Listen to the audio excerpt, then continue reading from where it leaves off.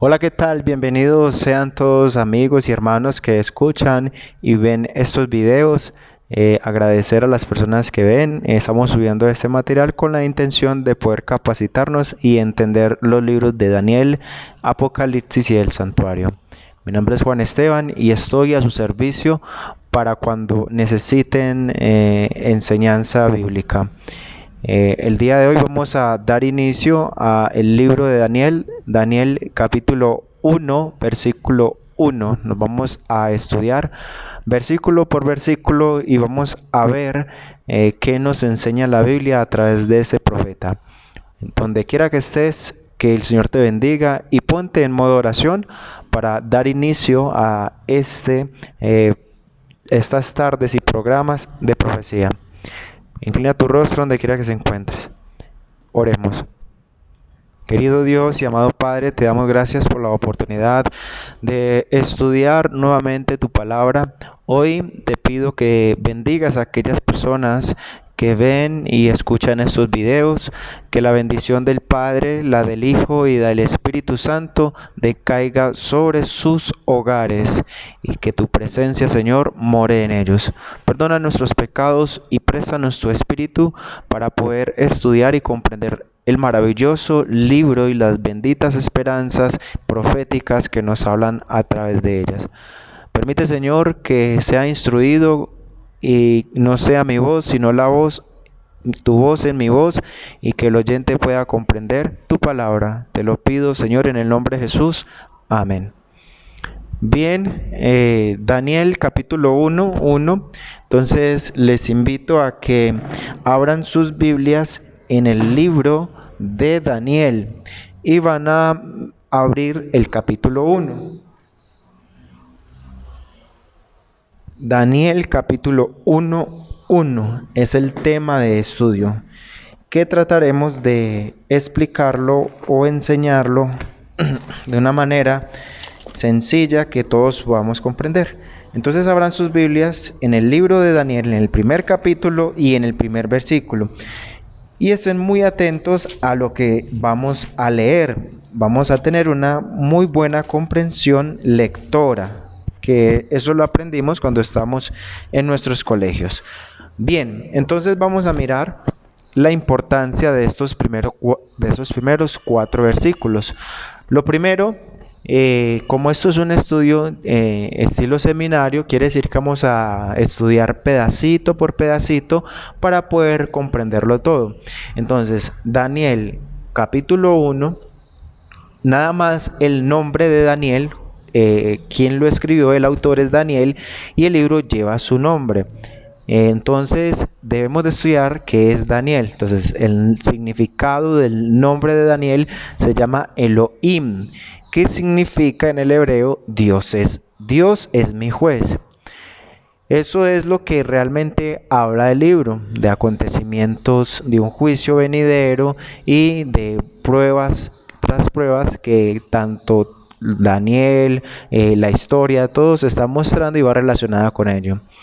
Es un nombre apropiado, ya que Daniel es el libro de la Biblia que más trata sobre tiempo, prueba y examen. Son las palabras que mayormente se van a resaltar allí. En los primeros 4 versículos del primer capítulo se encuentra la llave que abre la puerta del libro de Daniel. Vuelvo y repito, Daniel 1 al 4 son muy importantes porque ellos nos abren las llaves para entender el libro de Daniel. Vamos a estudiarlo, por eso le dije en todo en su contexto, para poder saber en historia qué es lo que se está ocurriendo allí. Entonces allí vamos a leer Daniel 1 al 4. Vayan conmigo a la Biblia y dice, Daniel 1 al 4 dice: en el año tercero del reinado Joacín, rey de Judá, vino Nabucodonosor, rey de Babilonia, a Jerusalén y la sitió. Y el Señor entregó en mano a Joacim, rey de Judá, y parte de los vasos de la casa de Dios los trajo a tierra de Sinar, a la casa de su Dios, y metió los vasos en la casa del tesoro de su Dios. Dijo el rey a Aspenaz, príncipe de los eunucos, que trajese de los hijos de Israel, del linaje de Israel, de los príncipes, muchachos en quienes no hubiese tacha alguna, y de buen parecer, instruidos en toda sabiduría, y sabios en toda ciencia, y de buen entendimiento, e idóneos para estar en el palacio del rey, y que les enseñase las letras, la lengua de los caldeos. Bien, lo que acabamos de leer vamos a resumirlo o segmentarlo en 4 partecitas. La primera es que el reino como tal, ¿cierto? Que era Joacín, rey de Judá, rey de Jerusalén. Ese reinado fue transpuesto, fue entregado a casa de Babilonia. Ya no era más Jerusalén, sino que eran llevados cautivos como esclavos a Babilonia. Como rey estaba entonces Nabucodonosor, número 1. Número 2, que el rey es destronado y llevado a cautiverio. ¿Cuál rey? El rey Joacín, que actualmente era el rey de Judá, que era el pueblo de Dios. Entonces, todo el reino es llevado a Babilonia. El reino es destruido, el rey es destronado y llevado a cautiverio.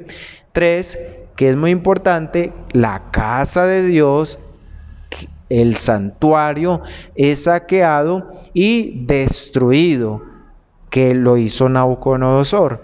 Y también que los hijos de Israel o pueblo es llevado a cautiverio. Estos 3 ítems, estos 3 puntos son fundamentales para entender de aquí en adelante las líneas proféticas que Daniel nos enseña y que Daniel nos muestra a través de su libro. Vamos a mirar las comparaciones y el paralelismo que Daniel nos muestra en estos primeros 4 versículos. Pero antes vamos a mirar el contexto histórico del libro.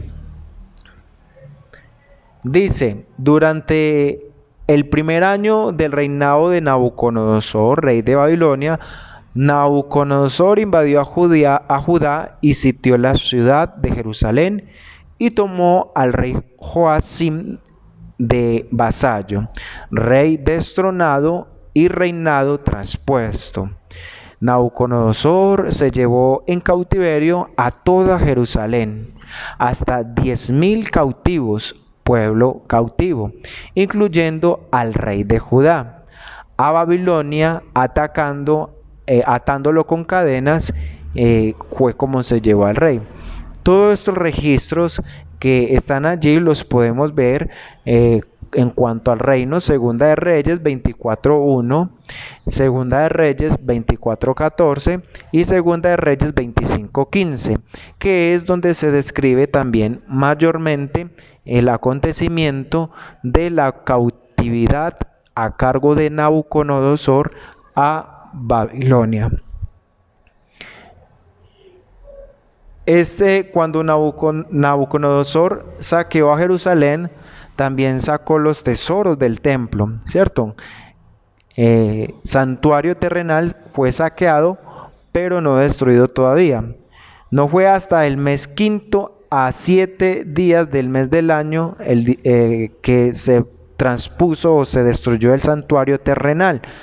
Entonces vemos acá varios puntos en comparación de Daniel capítulo 2, Daniel capítulo 1, versículos 1 al 4. ¿Qué es lo que podemos ver? Lo que podemos ver acá, o la importancia, es el orden que hemos sacado de estos primeros 4 versículos, que nos muestran cómo va a ser la estructura del capítulo como tal, de los capítulos siguientes. Entonces, por ejemplo, en el Daniel, en el capítulo Estamos hablando del capítulo, no del versículo. Daniel capítulo 2, el tema principal como primera línea profética nos habla de la restauración del reino de Dios. Y allí conocemos que está la estatua y al final, que lo vamos a estudiar en el capítulo 2, estamos en el capítulo 1, y al final vamos a ver el reino restablecido de Dios, que es la roca no cortada con mano de hombre, sino que es el reino eterno de Dios, el reino de Dios puesto sobre esta tierra. ¿Por qué? Pues porque el reino fue quitado en el primer versículo. La restauración del rey. El pueblo de Dios no tenía ningún rey y entonces ahora el que estaba en cautividad, su rey en ese momento era el rey de Babilonia, Nabucodonosor. Pero ahora el pueblo se le promete que va a tener un rey y ese rey es Rey de Reyes, Señor de Señores, que es Cristo Jesús. Que eso lo habla en Daniel capítulo 7, donde vemos que Jesús recibe el reino. También lo vamos a estudiar cuando estemos en Daniel capítulo 7. Pero es para que miremos el paralelismo, las comparaciones que los primeros versículos nos enseñan. En Daniel capítulo 8 y 9 nos hablan de la restauración del santuario, que es la tercera línea profética. ¿Por qué es la restauración del santuario? Pues porque en los primeros versículos nos mostraban que el santuario fue destruido y saqueado. Quiere decir que Nabucodonosor destruyó el santuario cuando sitió a Jerusalén. Y entonces el pueblo no tenía dónde adorar, no habían levitas ni sacerdotes, ni nadie, ni se manifestaba la presencia de Dios.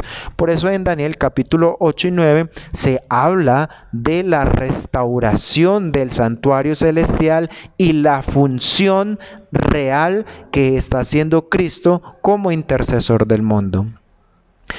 Daniel en el capítulo 10, 11 y 12 nos hablan de la restauración del pueblo, que es la cuarta línea profética, donde el pueblo, el príncipe del cielo, pelea contra el príncipe de las tinieblas, es derrotado, es vencido y nuevamente el pueblo se le entrega, es entregado al pueblo el reino de Dios y mora en esta tierra para siempre. Eso es lo que realmente alcanzamos o se muestra a través de los primeros 4 versículos.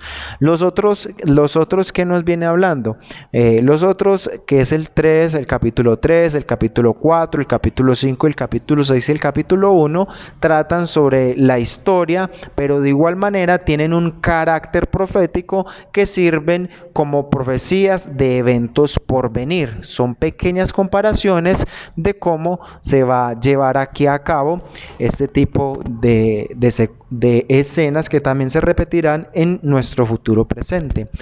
En otras palabras, los capítulos de Daniel, el capítulo 2, el capítulo 7, el capítulo 8, 9, 10, 11 y 12 tratan sobre la restauración de todo lo que fue echado por tierra, destronado, destruido y llevado en cautiverio por Babilonia. Pero bien, todo lo que fue echado por tierra ocurrió al Israel según la carne por parte del imperio babilónico histórico. Veremos que además de su carácter histórico, todo tiene su carácter profético y su contraparte en el Israel según el Espíritu y la Babilonia según el Espíritu, que hace referencia al pueblo actual de Dios, que es lo que nosotros estamos enseñando el tiempo del fin, que ya sois israelitas según el Espíritu, ¿cierto? Estudio de Daniel versículo por versículo. Ya hemos leído versículo 3 y 4. Acá hay un aspecto general que se mencionan. Dice: la orden del rey Nabucodonosor es al jefe de los eunucos, Aspenaz, que para que traiga jóvenes sin defecto del linaje real. Los eunucos eran personas que estaban al servicio del rey Y la característica, rasgos particular que se le hacen a ellos es que no tenían hijos y eran castrados. Entonces todos los eunucos eran personas que están al servicio del rey y aparte de eso los castraban, ¿cierto? Y el versículo nos habla que el rey Nabucodonosor manda al jefe de los eunucos, Aspenaz, para que traiga jóvenes sin defecto del linaje real. En el contexto histórico, vimos que Nabucodonosor llevó 10.000 cautivos de Jerusalén y se llevó los príncipes, magistrados, según el relato que está en Segunda de Reyes 24:14. ¿Cuál es la importancia entonces de este versículo? Recordemos que el Señor ha hablado a su pueblo repetidamente a través de sus siervos los profetas y a través de su siervo el profeta mayor Isaías, en el capítulo 38 y 39, nos dice que el rey de Judá, en aquel tiempo Ezequías, estaba con una enfermedad de muerte. Dios había enviado al profeta Isaías para que le dé la orden al rey de poner las cosas en orden en el reino. El rey no quería hacerlo y como consecuencia de su pecado cayó enfermo de muerte. Cuando Ezequías se enteró que su enfermedad era de muerte y el rey lloró desconsoladamente. Entonces Dios ordenó a Isaías que vuelva y le diga al rey que escuchó su llanto y que por misericordia le va a prolongar la vida otros 15 años más. Ezequías era incrédulo, como somos todos los hombres por naturaleza. Y por ello preguntó a Isaías que si habría alguna señal de todo esto. Isaías le dice que la sombra del sol avanzaría 10 grados como señal. Ezequías le responde que era cosa fácil que avance el sol, pero que en cambio era imposible hacer que el sol retrocediera. Entonces Isaías le dijo que la sombra del sol retrocediera 10 grados hacia atrás y que esa iba a ser la señal de la sanidad del rey. Lo que acabamos de leer es que Dios le dice que va a morir ya sus días, que dejara todo en orden. Sin embargo, él no quiso, llora y llora pidiéndole al Señor que tenga misericordia, pero el Señor lo escucha, lo que acabamos de leer, y le prolonga 15 años más de vida. Sin embargo, la incredulidad de Ezequías muestra que necesitaba una señal, y lo que le pide es que el tiempo avance 10 minutos hacia adelante. Es como que nuestro reloj se mueva, son la 1:20, que se mueva hasta la 1:30.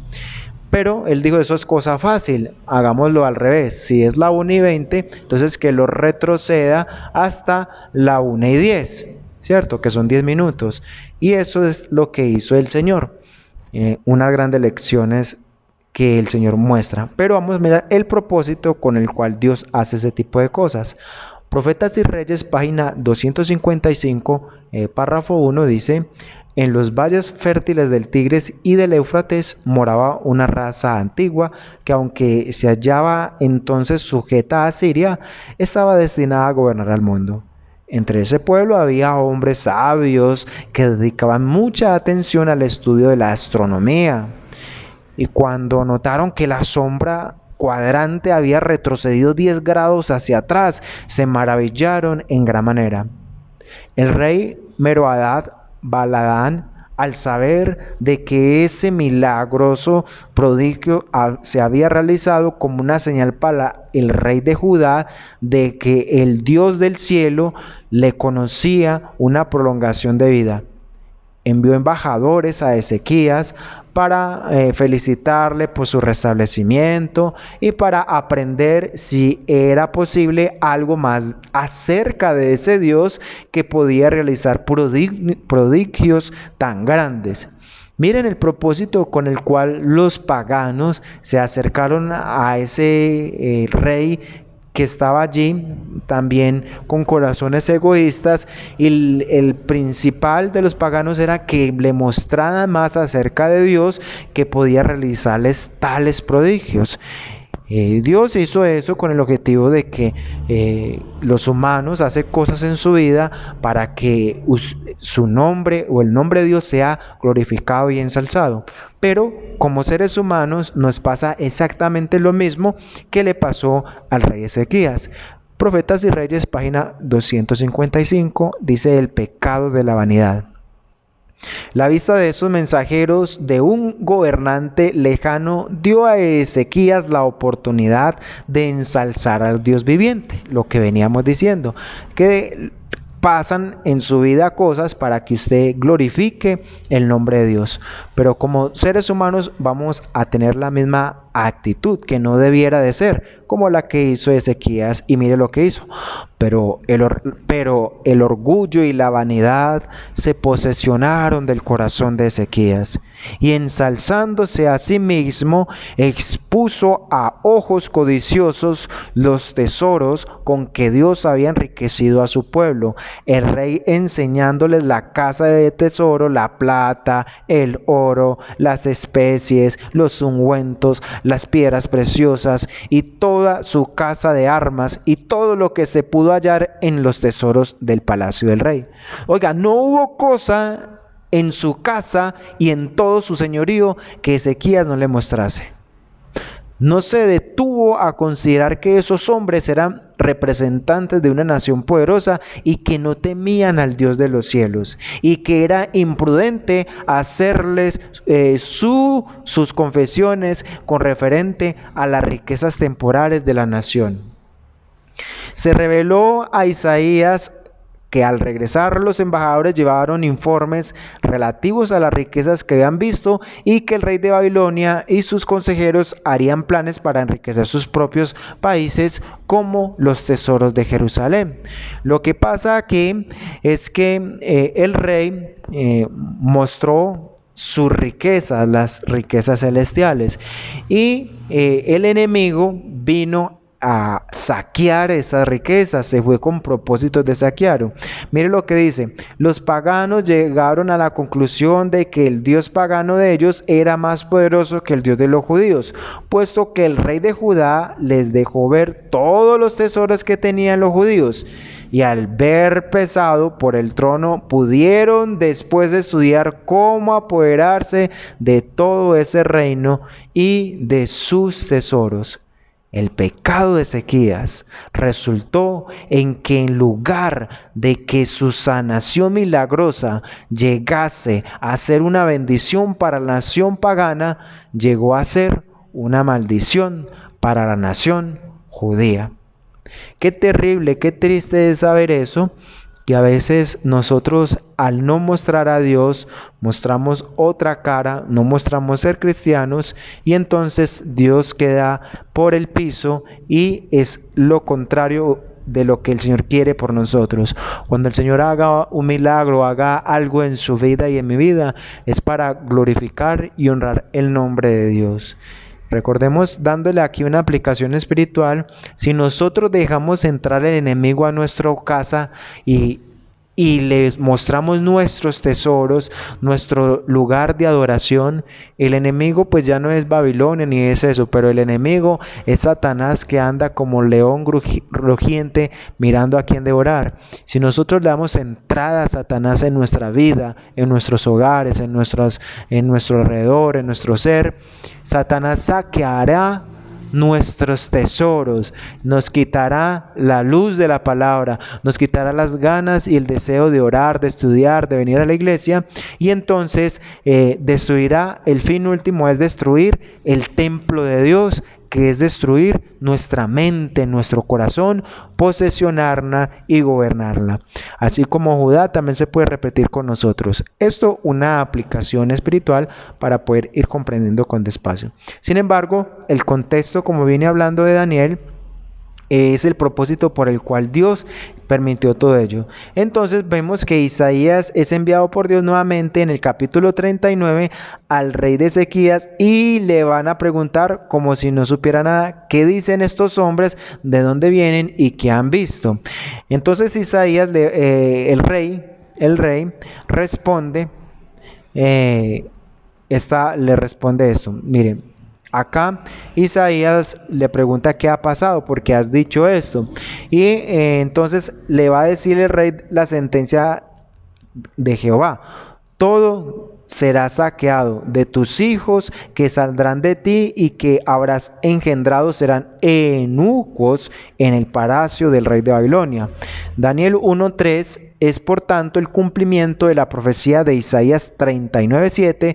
Es por eso que está registrado en el libro de Daniel que apenas era el rey de los eunucos. El más mínimo detalle está escrito en la Biblia y tiene un significado y un motivo.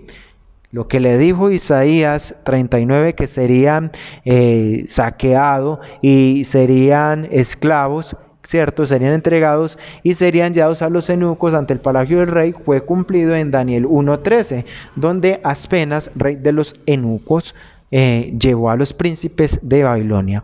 Y mire lo que pasa acá, la respuesta dada por Ezequías a Isaías. Mire lo que dice en su orgulloso corazón y no importándole los eventos futuros. Isaías 39:8 dice, a lo menos haya paz y seguridad de mis días. Eso es la respuesta de el rey Ezequías. Esa es la máxima expresión de egoísmo. Al enterarse el rey de que todo el pueblo iba a sufrir en manos de Babilonia, su soberbia respuesta fue, ¿qué me importa lo que le pase a los que vengan después de mí? Con tal de que en mi tiempo haya paz y seguridad, todo está bien.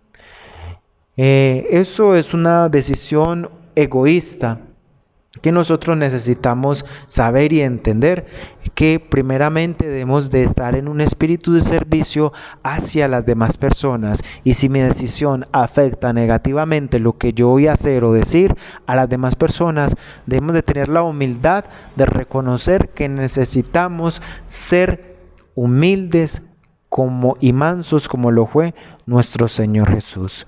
El rey Nabucodonosor de Babilonia siguió el método de Dios. Tiempo, prueba, que es lo que les decía anteriormente, que es lo que más se resalta acá. Y los jóvenes príncipes hebreos tenían que ser capacitados para estar listos al servicio del rey de Babilonia.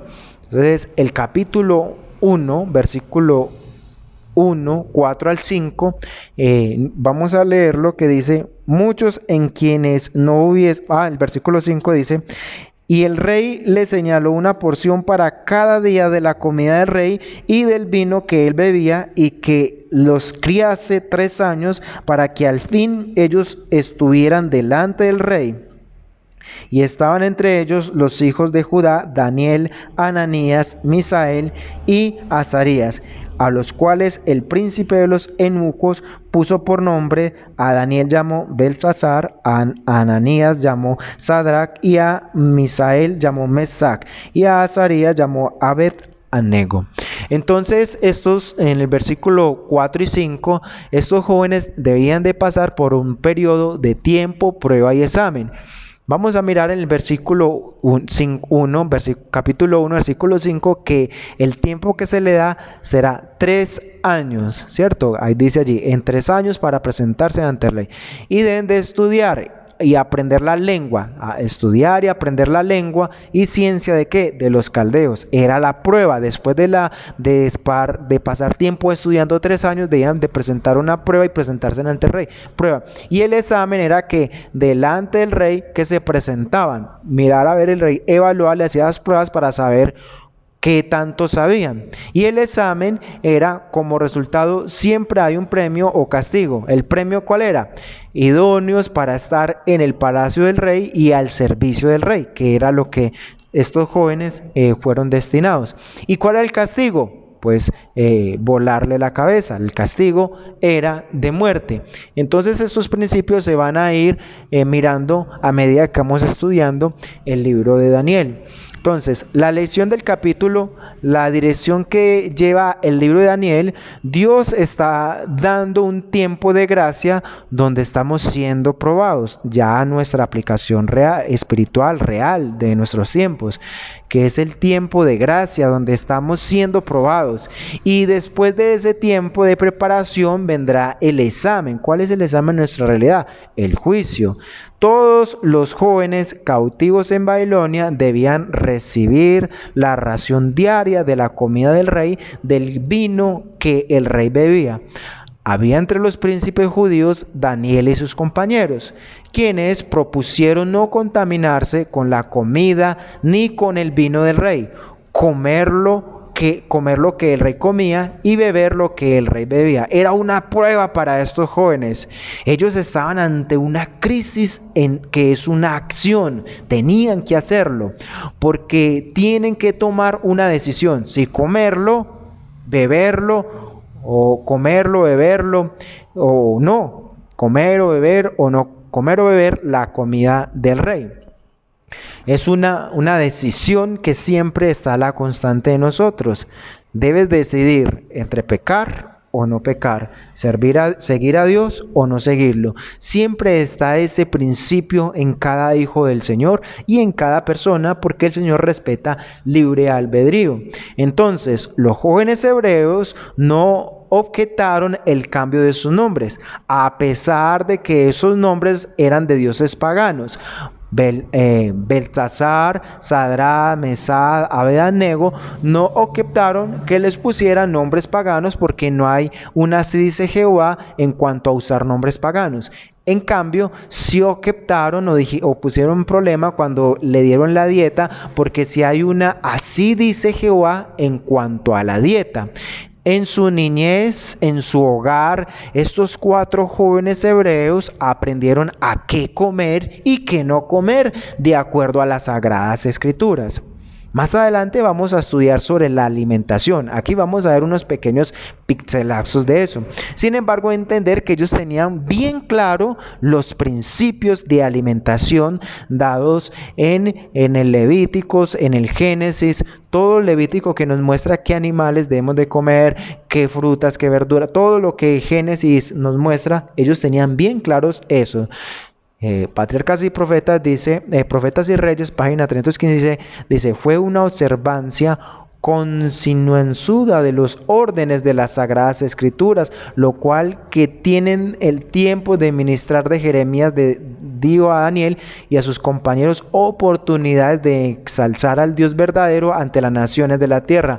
La instrucción que estos niños hebreos habían recibido en el hogar de sus padres los hizo fuertes en la fe y constantes en el servicio que rendían a Dios viviente, creador de los cielos y de la tierra.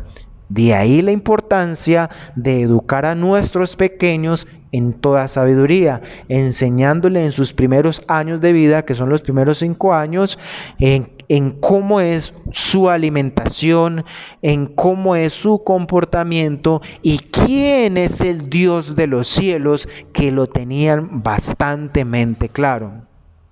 Ellos se basaron en un escrito está. En un escrito está dice, no sea que se haga alianza con los habitantes de aquella tierra, y cuando ellos se prostituyen tras sus dioses y les ofrezcan sacrificios, te inviten y te digan, comas de tus sacrificios, ¿cierto? Es un párrafo que dice que se les aconseja no comer de esos comida ofrecida a los dioses.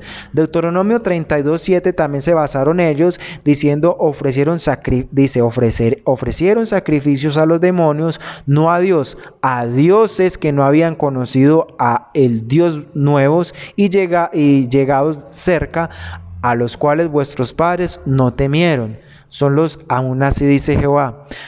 La comida babilónica era sacrificada. Entonces vamos a ver por qué ellos por qué la comida que se presentaba allí en Babilonia, cuál era el significado, porque ellos dijeron no vamos a comer.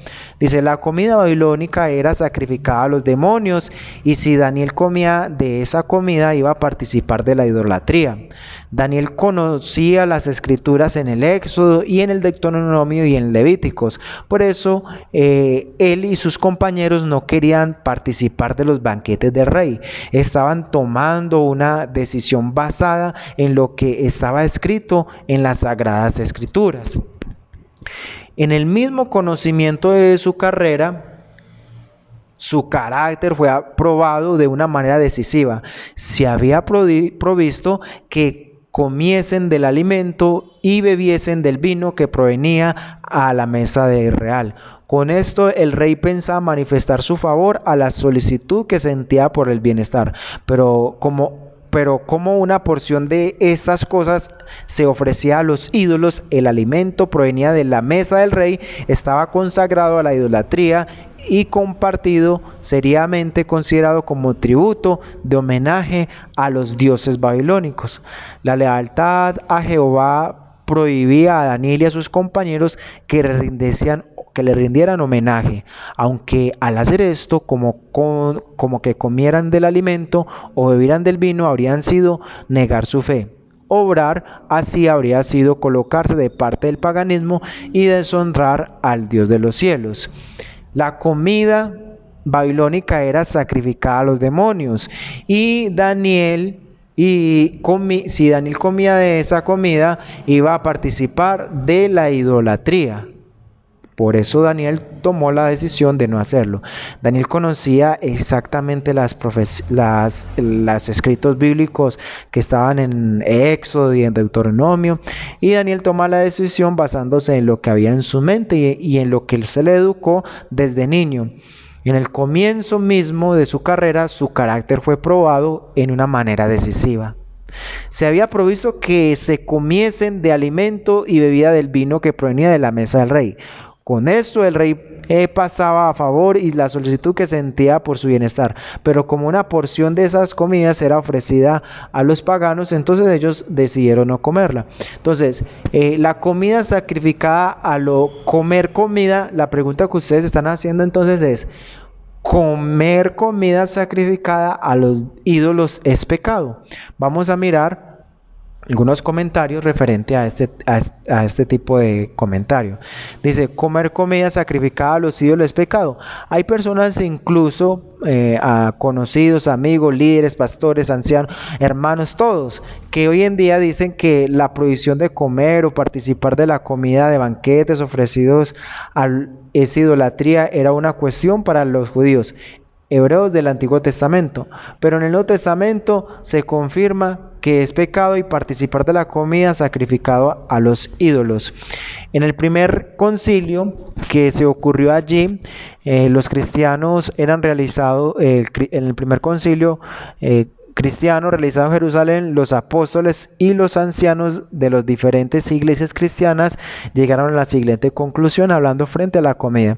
En este caso, Santiago parece haber sido escogido para anunciar la decisión a la cual había llegado el concilio. Su sentencia fue la que la ley ceremonial, especialmente el rito de circuncisión, no debía imponerse a los gentiles ni aún recomendarse. Santiago trató de grabar en la mente de sus hermanos el hecho de que al convertirse a Dios, los gentiles habían hecho un gran cambio en sus vidas y que debían ejercer mucha prudencia para no molestarlos con dudosas y confusas cuestiones de menor importancia, que no fuera demasiado demandante en seguir a Cristo. Es decir, en el primer concilio los cristianos se decidió que no se debía molestarle a los conversos con cosas de menor importancia, que no fueran importantes para la salvación, como el rito de la circuncisión, obviamente la ley ceremonial, que era simplemente el evangelio en símbolos. Sin embargo, había algo que sí era de gran importancia. Los conversos gentiles, sin embargo, debían abandonar las costumbres consecuentes con los principales cristianos. Los apóstoles y ancianos convinieron, por lo tanto, en pedirle a los gentiles por por carta que se abstuvieran de los alimentos ofrecidos a los ídolos, de fornicación, de los estrangulados y de sangre. Debían insistirles a guardar los mandamientos y a vivir una vida santa. Debían asegurárseles también de que se les había declarado la obligación de circuncisión, no estaba autorizada por los apóstoles para hacerlo. En vez de esto, escribimos que no coman nada que se haya contaminado por haber sido ofrecido a los ídolos, que no cometan ninguna clase de pecado sexual, que no coman carne de animales que hayan sido estrangulados, ni coman sangre. La definición o el significado el significado bíblico de carne ofrecida a los ídolos es el nombre de una práctica muy extendida en los años del siglo I. Dichas costumbres paganas consistían en ofrecer carne a ídolos. Estos durante determinadas ceremonias. En este artículo enseñamos de lo que necesitamos saber sobre la ofrecer hacia los ídolos, en la historia y los pecados que se hace allí. El ritual de la carne ofrecida a los ídolos, el ritual se considera un acto de ofrenda a ciertos ídolos en forma de comida durante determinadas ceremonias. En dichos rituales solo se colocaba sobre el altar dedicado a ciertos ídolos unas porciones de carnes variadas de varios tipos de carnes. Por otro lado, durante dichas ceremonias, una parte de carne de animal era utilizada en el ritual que se quedaba en el sacerdote presente. Otra porción era entregada a los vendedores, los cuales usaban dicha carne para todo tipo de fiestas, comidas, y se hacían en el templo, en una casa privada. Además de lo mencionado antes, es importante destacar que una porción de carne empleada para ofrendas siempre era apartada. Esta parte de la carne está reservada para algo conocido como el mekelok, el makelon, lo que sería carnicería para venta. Prácticamente la carne ofrecida al ídolo era un gran número de personas que no eran cristianos, ya estaban más acostumbrados a ingerir de la carne que se servía prominentemente, que se ofrecía a los ídolos, y esto lo hacían como un sentimiento de reverencia hacia el ídolo en ocasión al efectuar dicha acción. Estos anteriores paganos se volvieron participantes de demonios al que estuvieran representado el ídolo. Por otra parte, algunos cristianos, como los que viven en la pagana de Corintios, tuvieron que enfrentarse a una serie de preguntas. Dichas interrogantes estaban relacionadas a la carne ofrecida a los ídolos que eran. Entonces, será objetada comer carne del makelón, carne que fue ofrecida a ídolos. ¿Qué debería hacer un cristiano al ser invitado a una cena para comerla? ¿Podrían ellos con una buena conciencia entrar dentro de un templo con ídolos e ingerir carne ahí ofrecida, haciéndola sin intención de honrar a sus ídolos? Después Pablo, tras una gran inspiración, proporcionó a los habitantes de Corintio la información necesaria para calmar sus dudas. Pablo decía que aunque un ídolo no era nadie, no era aconsejable entrar en un templo solo cuando la intención de comer carne, ya que dicha acción podría dar una impresión equivocada a quienes fueran débiles en la fe. Y es por eso que el apóstol Pablo ordena que los conversos gentiles que se abstengan de alimentos ofrecidos a los ídolos, según es que el evento ocurrió en 1 Corintios 10, 20, 21, que los gentiles sacrifiquen a los demonios, sacrifiquen y no a Dios. No quiero que vosotros hagáis, no podéis beber la copa del Señor y la copa de los demonios, porque no podéis participar de la mesa del Señor y de la mesa de los demonios. Entonces este tipo de carnes, en los rituales que ellos hacían orgías, ceremonias, cantos, cantidades de cosas a su Dios, y por eso no era considerable este tipo de cosas. Al igual que en el tiempo de Daniel, que los reyes hacían grandes banquetes y fiestas de muchos días. El alcohol, el vino fermentado, que también se participaba allí, ahora Daniel y sus compañeros no estaban provistos de tomar el vino fermentado, ya que este vino fermentado era exclusivo solamente a la clase sacerdotal. Sin embargo, veamos cuál fue la razón por la cual ellos prefirieron beber agua en vez de tomar vino fermentado. También tampoco podían correr el riesgo que representaban el efecto envergado por el del lujo y la disposición sobre el desarrollo físico, mental y espiritual. Conocía la historia bíblica de Nahum y Abiud, cuya interpretación, así como los resultados que había tenido. Descubrían los pergaminos del Pentateuco y sabían que sus propias facultades físicas y mentales quedarían perjudicadas por el consumo del vino. Nuevamente, la decisión de los jóvenes está basada en un escrito donde dice que no podemos consumir vino ni la sidra. Oseas 4:11 dice: la fornicación, el vino y el monstruo arrebatan el entendimiento. Proverbios 21 dice: el vino hace burla, el licor alborota, y cualquiera que se deshonra no es sabio. Profetas y Reyes 3:22. Los padres de Daniel y sus compañeros se habían incluido hábitos de estricta templanza. Se les había enseñado que Dios tendría por responsables de sus facultades y que no debían de debilitarlas, no debían de consumir este tipo de vino. Si Daniel lo hubiera deseado, podría haber llevado en las circunstancias que le rodeaba una excusa plaudible para apartarse y habitar de estos hábitos estrictamente temporales.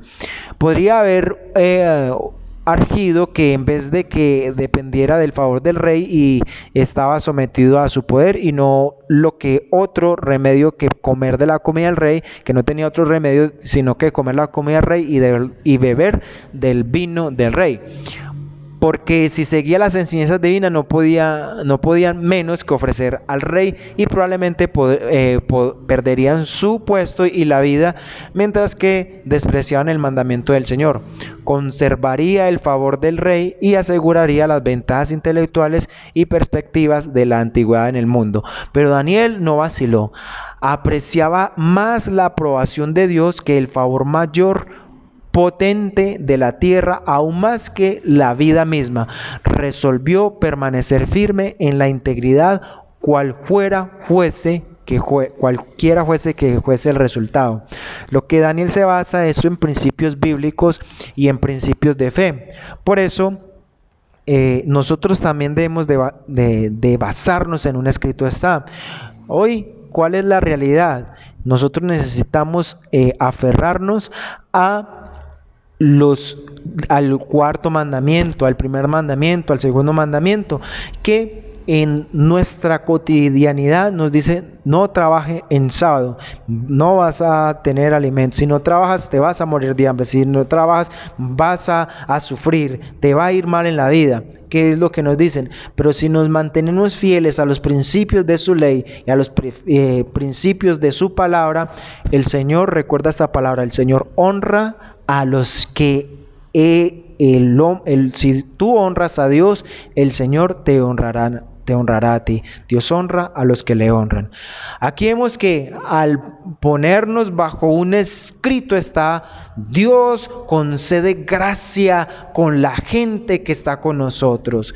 Si usted hace caso a Dios, Dios concede gracia con la gente que está a su alrededor.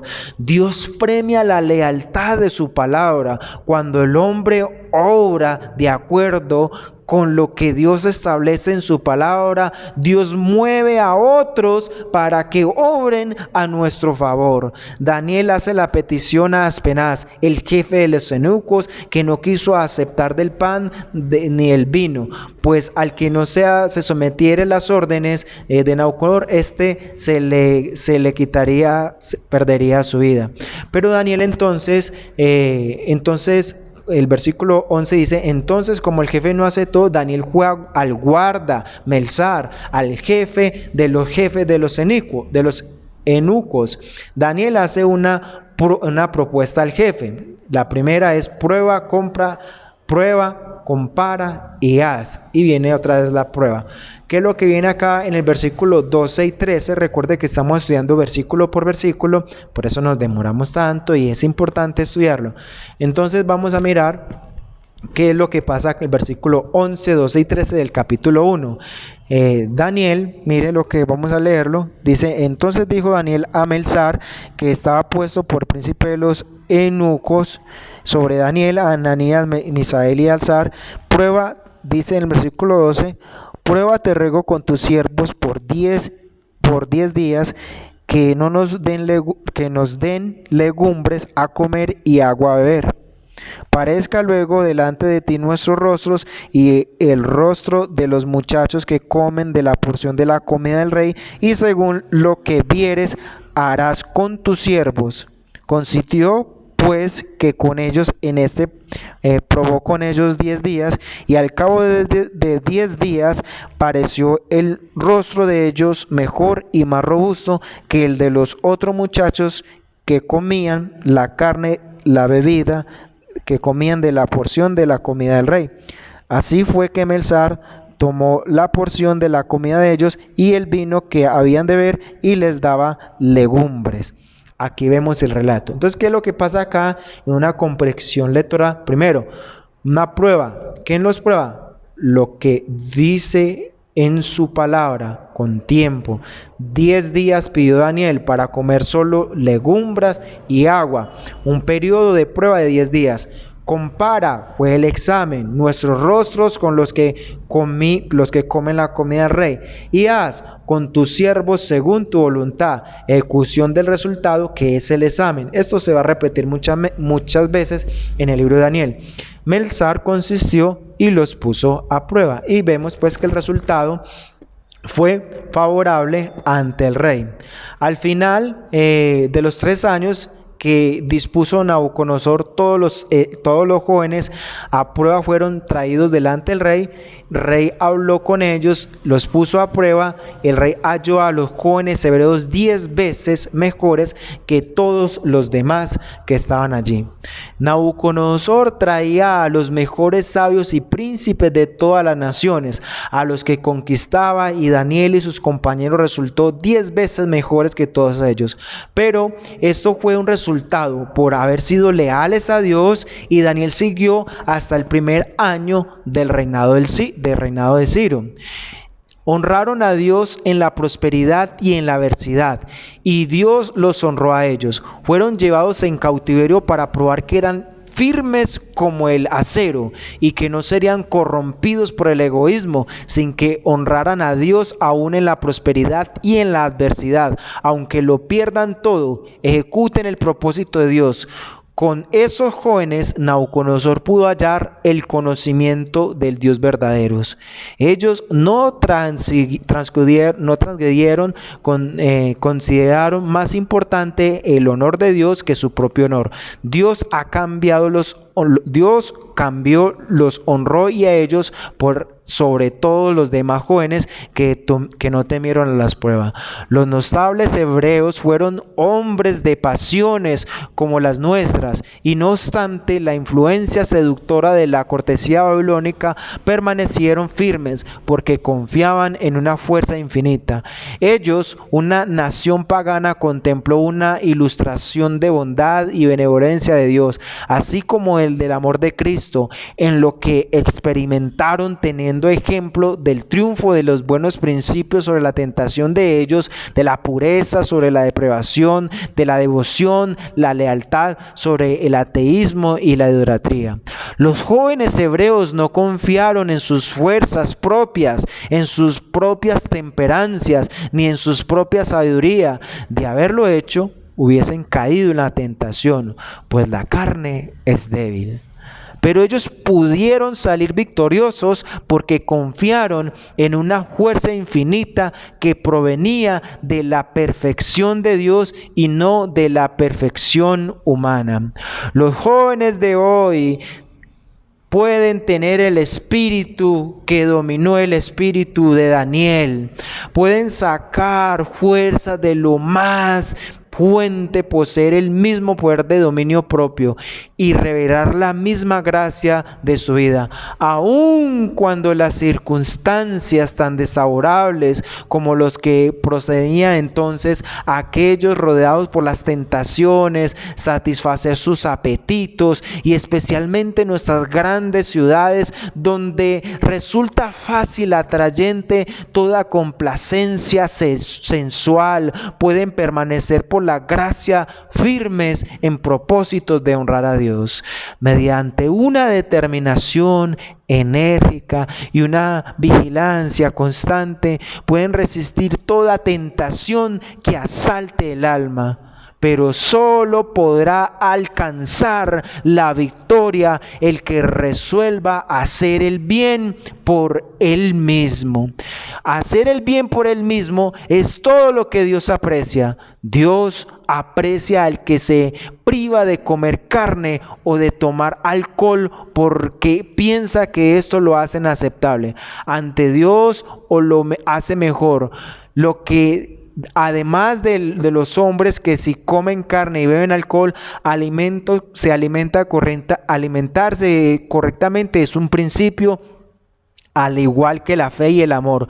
Son dones que no son naturales en el hombre y por lo tanto deben ser implantados por el poder del Espíritu Santo para que puedan tener algún valor para Dios. Eso es uno de los mensajes bonitos que tiene Daniel.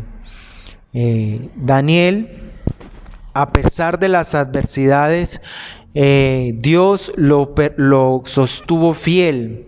Dios confió plenamente en la palabra del Señor y nunca dudó de que el Señor obraría en su voluntad. Nunca desconfió que Dios haría algo para su vida. Sin embargo, nosotros cuando viene la prueba, caemos, resbalamos y parece que Dios nos da el privilegio de glorificar y honrar su santo nombre a través de ser un testimonio vivo para otra persona, pero por nuestra incredulidad, nuestra influencia sobre el mundo, sobre las cosas de este mundo, reflejamos es el carácter del diablo y no el de nosotros. Vamos a mirar la última partecita donde dice la Babilonia espiritual y el Israel espiritual. ¿Qué es lo que nos han enseñado? ¿Cuál es la realidad de esto? Mira, Nabucodonosor echó por tierra el santuario terrenal y dejó de haber el ministerio sacerdotal terrenal. Por ende, el pueblo estaba sin aceptación, sin perdón y sin Espíritu Santo.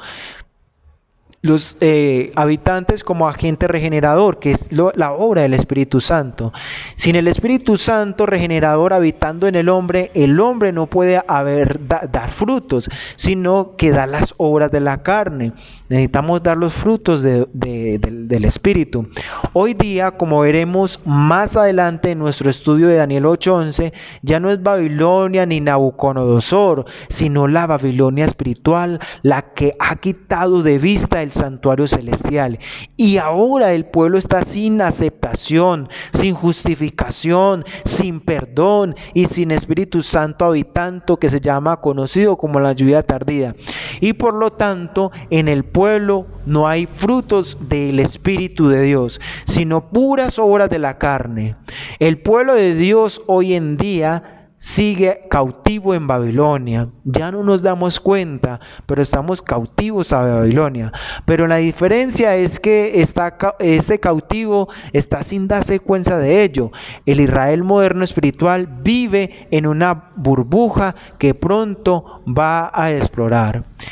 Profetas y Reyes, páginas 307 dice: El asolamiento de Jerusalén en los tiempos de Jeremías Nabucodonosor es una solemne advertencia del Israel moderno, de que los consejos y las amonestaciones dadas por instrumentos escogidos no pueden desaparecerse con impunidad. No debemos menospreciar estos consejos de Dios en el primer capítulo de Daniel. Debemos mirar a nuestro alrededor y darnos cuenta que el pueblo de Dios está cautivo en Babilonia espiritualmente. El mundo entero está bebiendo de los vinos de Babilonia. Apocalipsis 14:8 dice: todas las naciones habiendo bebido del vino del furor de su fornicación. Esto es lo que hoy está en nuestra actualidad. Y por eso el Señor nos dice así: salid de ahí, pueblo mío, de Babilonia, para que no participéis de su fornicación. Apocalipsis 18:1 dice así: y después de estas cosas vi otro ángel descender del cielo, teniendo en gran poder y gran ira, y fue alumbrado toda la tierra. Y clamó fuertemente en alta voz diciendo: caída es Babilonia la grande, de la que viene hablando, no de la de Daniel 2, sino la Babilonia espiritual. Y es hecha en habitación de demonios, guarida de todo espíritu inmundo, que albergue de toda ave inmundo y aborrecible, porque todas las naciones han bebido del vino del furor de su fornicación, y los reyes se han fornicado con ellos, y los mercaderes de la tierra se han enriquecido de toda la abundancia de sus deleitos. Y oí otra voz del cielo que decía: salid de ella, pueblo mío, para que no seáis partícipes de sus pecados, y para que no recibiréis de sus plagas. Hoy el Señor nos está llamando, así como sacó a Daniel, que los puso en Babilonia. También, Señor, nos quiere sacar de Babilonia.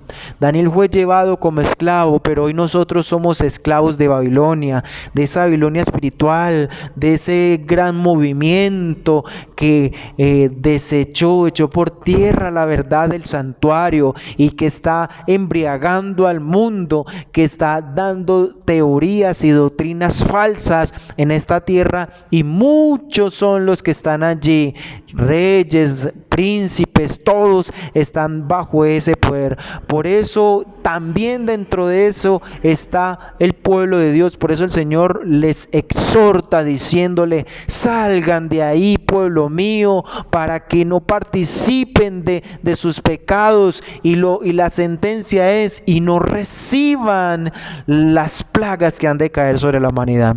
Oh, mi querido amigo y amigo que escucha estas tardes de profecía, yo te hago el llamado para que salgas de la Babilonia espiritual y vengas a la iglesia del Señor, para que participes de las cosas santas del Señor y mores por la eternidad, y que el Señor tu Dios sea tu escudo pronto en toda tribulación. Que Jehová Dios te bendiga. Nos vemos en un próximo video.